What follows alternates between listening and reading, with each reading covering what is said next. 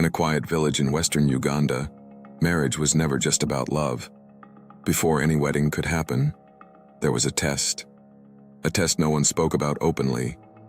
And if you failed, the entire village would know. Some say it was tradition. Others say it was fear. But for those who lived through it, it was something else entirely. Among the Banyankole of western Uganda, life moved with rhythm, tradition, and expectation. Cattle were wealth.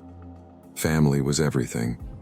And marriage was not just a union, it was a responsibility. But before a man could claim a wife, before families could celebrate, something had to be proven.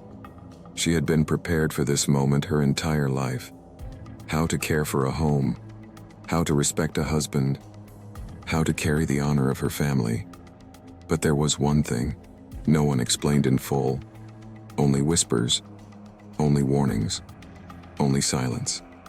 And yet, she knew the night was coming.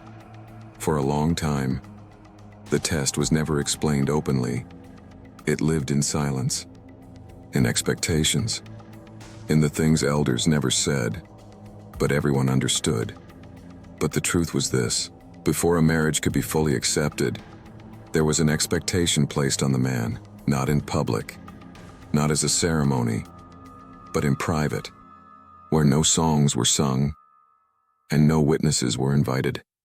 It was believed that a husband had to prove that he could truly be a husband, not just in name, not just in promise, but in the most intimate responsibility that marriage carried. With the bride's aunt and by morning, the outcome was no longer a secret, not through words, but through judgment. If the test was passed, the marriage moved forward. Songs would be sung, cattle would be counted, life would continue. The silence changed.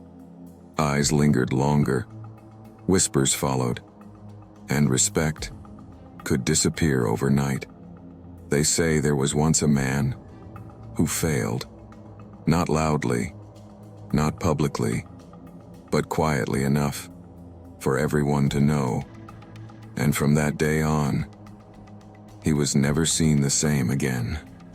Today, many question traditions like this. Some say they were misunderstood. Others say they were necessary for their time. But one thing remains certain.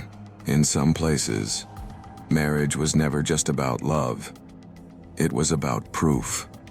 Do you think traditions like this protect marriage or destroyed it?